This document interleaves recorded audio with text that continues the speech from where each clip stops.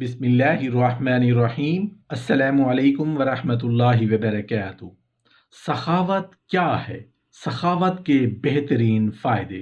رسول اللہ صلی اللہ علیہ وآلہ وسلم نے فرمایا کہ قیامت کے دن اہل دوزخ ایک طرف صف بستہ کھڑے ہوں گے، اتنے میں ایک اجنبی مرد ان کی طرف سے گزرے گا، جس کو دیکھ کر کوئی ان میں سے کہے گا، اے فلاں، کیا تم مجھ کو نہیں پہچانتے؟ میں وہ ہوں جس نے تم کو ایک بار پیٹ بھر کے کھانا کھلایا تھا۔ دوسرا کہے گا، کیا تم مجھ کو نہیں پہچانتے؟ میں وہ ہوں جس نے ایک بار تمہیں پرانا کپڑا پہنایا تھا جس سے تمہارا سطر چھپ گیا۔ یہ سن کر وہ بہشتی مرد بارگاہ الہی میں شفاعت کرے گا اور اس کے ساتھ وہ بھی بہشت میں داخل ہوں گے۔ ایک حدیث میں ہے کہ اللہ جل شانہ کے نزدیک سب اعمال سے زیادہ محبوب کسی مسلمان کو خوش کرنا ہے، یا اس پر سے غم کا ہٹانا ہے، یا اس کا قرض ادا کرنا ہے، یا بھوک کی حالت میں اس کو کھانا کھلانا ہے۔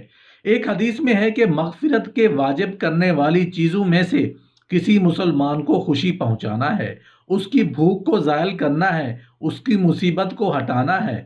ایک حدیث میں ہے کہ جس گھر سے لوگوں کو کھانا کھلایا جاتا ہے، بھلائی اس گھر کی طرف ایسی تیزی سے بڑھتی ہے جیسی تیزی سے چھری اونٹ کے کوہان میں چلتی ہے۔ ایک حدیث میں ہے کہ قیامت کے دن ایک اعلان ہوگا، امت محمدیہ کے فقراء کہاں ہیں؟ اٹھو اور لوگوں کو میدان قیامت میں سے تلاش کر لو۔ جس نے تم میں سے کسی کو میرے لیے ایک لقمہ دیا ہو، میرے لیے کوئی گھونٹ پانی کا دیا ہو، میرے لیے کوئی نیا کپڑا دیا ہو، ان کے ہاتھ پکڑ کر جنت میں داخل کر دو۔ اس پر فقراء امت اٹھیں گے اور کسی کا ہاتھ پکڑ کر کہیں گے، یا اللہ، اس نے مجھے کھانا کھلایا تھا، اس نے مجھے پانی پلایا تھا۔ کوئی بھی فقراء امت میں سے چھوٹا یا بڑا شخص ایسا نہیں ہوگا جو ان کو جنت میں داخل نہیں کرے۔ ایک حدیث میں ہے کہ اللہ جل شانہ فقیر سے قیامت کے دن میں اس طرح معذرت کرے گا جیسا کہ آدمی سے کیا کرتا ہے، اور فرمائے گا کہ میری عزت و جلال کی قسم، میں نے دنیا کو تجھ سے اس لیے نہیں ہٹایا تھا کہ تو میرے نزدیک ذلیل تھا، بلکہ اس لیے ہٹایا تھا کہ تیرے لیے آج بڑا اعزاز ہے۔ میرے بندے، ان جہنمی لوگوں کی صفوں میں چلا جا۔ جس نے تجھے میرے لیے کھانا کھلایا ہو یا کپڑا دیا ہو، وہ تیرا ہے۔ وہ اس حالت میں داخل ہوگا کہ یہ لوگ منہ تک پسینہ میں غرق ہوں گے، وہ پہچان کر ان کو جنت میں داخل کرے گا۔ حضرت ابو سعید خدری رضی اللہ عنہ روایت کرتے ہیں کہ نبی کریم صلی اللہ علیہ وآلہ وسلم نے فرمایا، جو مسلمان کسی ننگے مسلمان کو کپڑے پہنائے تو اللہ تعالیٰ اسے جنت کے سبز کپڑے پہنائے گا، اور جو مسلمان کسی بھوکے مسلمان کو کھانا کھلائے تو اللہ تعالیٰ اسے جنت کے پھل کھلائے گا، اور جو مسلمان کسی پیاسے کو مسلمان کو پانی پلائے تو اللہ تعالیٰ اسے جنت کی شراب میں سے پلائے گا۔ ایک حدیث میں ہے کہ فقراء کی پہچان کثرت رکھا کرو اور ان کے اوپر احسانات کیا کرو، ان کے پاس بڑی دولت ہے۔ کسی نے عرض کیا، یا رسول اللہ صلی اللہ علیہ وآلہ وسلم، وہ دولت کیا ہے؟ حضور صلی اللہ علیہ وآلہ وسلم نے فرمایا کہ ان سے قیامت کے دن کہا جائے گا کہ جس نے تمہیں کوئی ٹکڑا کھلایا ہو یا پانی پلایا ہو یا کپڑا دیا ہو، اس کا ہاتھ پکڑ کر جنت میں پہنچا دو۔ حضرت اسماء رضی اللہ عنہ سے روایت ہے کہ نبی کریم صلی اللہ علیہ وآلہ وسلم نے فرمایا کہ قیامت کے دن تمام لوگ ایک ہی وقت میں میدان حشر میں جمع کیے جائیں گے۔ پھر ایک ندا کرنے والا ندا کرے گا، کہاں ہیں وہ لوگ جن کے پہلو رات کو نماز تہجد ادا کیا کرتے تھے، اپنے بستروں سے علیحدہ ہوتے تھے، اور کہاں ہیں وہ لوگ جو اپنے مقدور یعنی حیثیت کے مطابق رزق الہی میں سے خیرات کرتے تھے؟ یہ دونوں گروہ باہر آئیں گے جن کی تعداد بہت کم ہوگی۔ سب سے پہلے یہ لوگ بغیر حساب کے بہشت میں داخل ہوں گے، پھر سب لوگوں کے لیے حساب کا حکم ہوگا۔ دنیا کی مالداری مال و دولت سے وابستہ ہے، لیکن آخرت کی مالداری کا تعلق نیکیوں سے ہے۔ جس کی نیکیاں بہت زیادہ ہوں گی، قیامت کے روز وہ بہت مالدار تصور ہوگا، اور جس کی برائیاں زیادہ ہوں گی وہ نادار ہوگا۔ مگر لوگ یہ سمجھتے ہیں جو یہاں آسودہ حال یعنی مالدار ہے، وہ قیامت کے روز بھی مالدار ہوگا۔ اللہ کی راہ میں سخاوت کرنے والا اللہ کا منظور نظر بن جاتا ہے۔ اللہ اسے قیامت کے بعد جنت میں داخل فرمائے گا، اس لیے وہ جنت کے قریب ہے۔ سخی کو لوگ عزیز و محترم سمجھتے ہیں، اس لیے وہ دوستوں کے قریب ہوتا ہے۔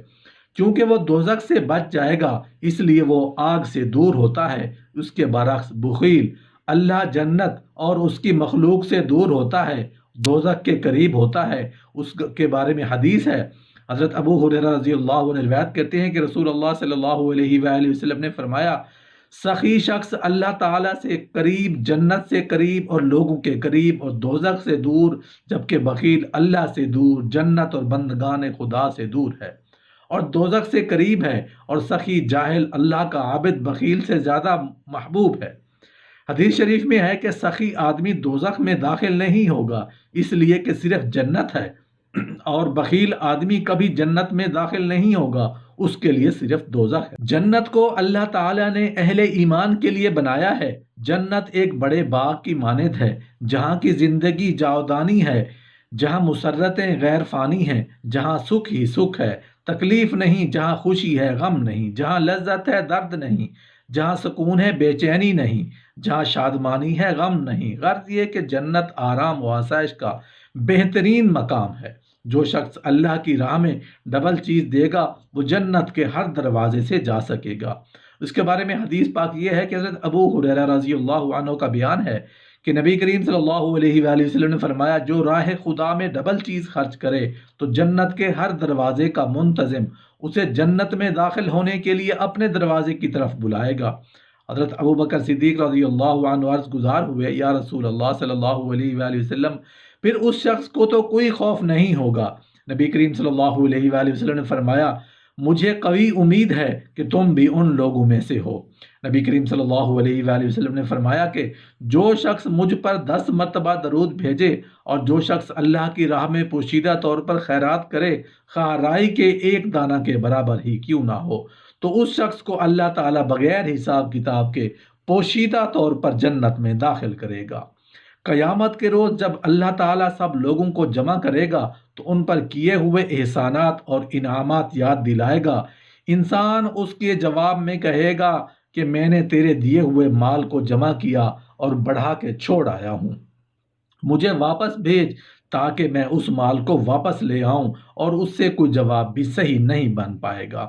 حضرت انس رضی اللہ عنہ روایت کرتے ہیں کہ نبی کریم صلی اللہ علیہ وآلہ وسلم نے فرمایا، آدمی کو قیامت کے روز بکری کے بچے کی طرح لایا جائے گا تو وہ اللہ کے حضور کھڑا ہو جائے گا۔ اللہ اس سے فرمائے گا کہ میں نے تجھ پر عطائیں کی، احسانات کیے اور تجھے انعامات دیے، تو نے ان کا کیا بنایا؟ عرض کرے گا، میں نے سب کو جمع کیا اور بڑھایا اور اس میں سے زیادہ تر کو چھوڑ آیا، مجھے واپس بھیج کہ اس سارے کو لے آؤں۔ اس سے فرمائے گا، دیکھ تو نے آگے کیا بھیجا؟ عرض کرے گا کہ اے رب، سب کچھ جمع کیا اور بڑھایا، اور جو کچھ تھا اس میں سے اکثر کو چھوڑ آیا ہوں، مجھے واپس بھیج کہ اس سارے کو لے آؤں۔ جب ظاہر ہو جائے گا کہ اس نے آگے کچھ نہیں بھیجا تو اسے جہنم کی طرف بھیج دیا جائے گا۔